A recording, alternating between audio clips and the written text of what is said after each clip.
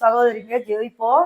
Cell மூலியமா சென்னையிலேருந்து மெட்ராஸ்லேருந்து அது ஒரு அங்கே இருக்க அம்பத்தூர், ஆவடி, பூந்தமல்லின்னு இருக்குது. அங்கே இருந்தெல்லாம் எனக்கு லைன் கொடுப்பாங்க. கோயம்புத்தூர், பெங்களூர்லேருந்து லைன் கொடுத்துருக்காங்க. 7 பேர் 8 பேர் சேர்ந்து ஜெயிப்போம். அப்பொழுது கிரேசின்னு ஒரு மகள் வந்து ஒருத்தருக்கு நம்ம உடம்பு சரியில்லைம்மான்னு சொல்லி என்கிட்ட ஜெபம் பண்ணாங்க. ஆஸ்பத்திரிலாம் தூக்கிட்டு போயிருக்காங்க. 1,50,000 செலவு பண்ணியும் இருதயத்தில் வந்து சளி கட்டிடுச்சு. இனிமேல் அவ்வளோதான், நீங்கள் எடுத்துகிட்டு போயிடுங்கன்னு சொல்லியிருக்கிறாங்க. அப்போ வந்து இந்த அம்மாட்ட ஜெபம் பண்ணால் ஆண்டவர் மூலியமா அந்த அம்மா வல்லமையாக பேசுகிறாங்கன்னு சொல்லி யாரோ சொல்லியிருக்காங்க. ஆனால் என்கிட்ட எதுவும் இல்லை. நானும் உங்களாட்ட மனுஷி தான் நான் சொல்லிட்டு ஜெபித்துட்டு மிளகை நல்லா வறுத்து நல்லெண்ணெய் ஊற்றி சாப்பாட்டில் கொடுங்கம்மான்னு சொல்லியிருந்தேன். அப்பொழுது அந்த அம்மா அவங்க மனைவி கொடுத்துருக்காங்க. ஒரு வாரம் சாப்பிட்டு இட்லியில் தோசையில் சாப்பிட்ருக்காங்க அந்த ஐயா. அவர் பேர் பழனி, அந்த அம்மா பேர் சுமதி.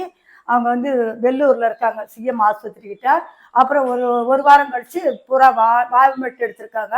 எடுத்த உடனே அந்த நெஞ்சு இருந்த சளிகளி எல்லாம் வாமிட்டு வந்துருச்சு. ராத்திரி மணி 11:15 மணி.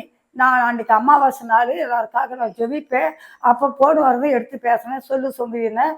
அம்மா உனக்கு ஐயா ஃபோன் பண்ண சொன்னாங்க, இருதயமெல்லாம் நல்லா கலாராக இருக்குது, ஆண்டவர் சுகம் கொடுத்தாரு, உனக்கு கோடி கோடி நன்றின்னு சொல்லிட்டு, அம்மா நான் உனக்கு ஒரு உயர்ந்த காணிக்கை வச்சுருக்கேன்னாங்க. நீங்கள் எங்கள் சர்ச்சில் வந்து சாட்சி சொல்லி காணிக்கை கொடுமான்னு. இல்லை நான் உனக்கு அனுப்புகிறேன்னு சொல்லி 2,000 பணம் கொடுத்து இங்கே ஒரு மல்லிகை கடையில் கொடுத்தாங்க. அது எனக்கு ஒரு பெரிய காரியம் இல்லை. ஒரு ஜீவனை கொடுத்த தேவனுக்கு கோடி கோடியாக நன்றி சொல்லுகிறேன். இன்னொரு சாட்சி கூட இதுலேயே சொல்கிறேன்.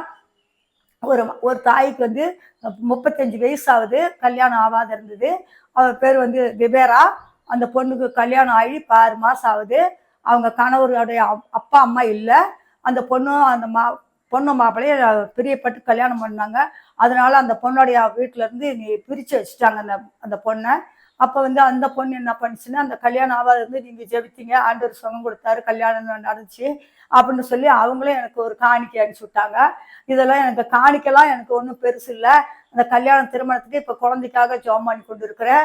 அந்த தம்பி வந்து எனக்கு ஒரு டிவிலாம் வாங்கி கொடுக்கணும். அந்த அம்மா எனக்கு அப்பா இல்லை, அம்மா இல்லை, தாயாக இருக்காங்கன்னு சொல்லி அவ்வளோ சந்தோஷமாக பேசுனாங்க. ஏன்னா இதில் வந்து எனக்கு என்னுடைய ஞானமோ, என்னுடைய அறிவோ, என்னுடைய புத்தியோ, என்னுடைய படிப்போ எதுவுமே கிடையாது. ஆனால் நான் படிக்காததான். இருந்தாலும் வந்து ஆண்டவர்கிட்ட நம்ம நெருங்கி இருப்பேன். எல்லாருக்கும் அழுது ஜெபம் பண்ணுவேன். 1 மணி நேரம் 2 மணி நேரம் முழங்கால் நின்று ஜெபிப்பேன். ஆண்டவர் ஜெபத்தை கேட்டு ஒவ்வொருத்தருக்கும் சுகத்தையும் பலத்தையும் வல்லமையும் கொடுத்து வராரு. அதுக்காக அவங்களுக்கெல்லாம் இன்னும் நீங்கள் இந்த கேட்குறவங்களும் அவங்களுக்காக ஜெபம் பண்ணணும். இப்போ எங்கள் பேரன் தான் இவர். அவர் இடத்துல தான் வாழப்பாடியில் பேசுகிறேன். அவங்க மனைவி வந்து கண்முசாக இருக்காங்க, மாசமாக இருக்காங்க. அவங்களுக்கு நல்லபடியாக சுகப்பிரசவம் வேணும். ஒரு பொன் குழந்தை இருக்குது. அதுக்காகவும் நீங்கள் வேண்டிக்குங்க. இன்னும் நான்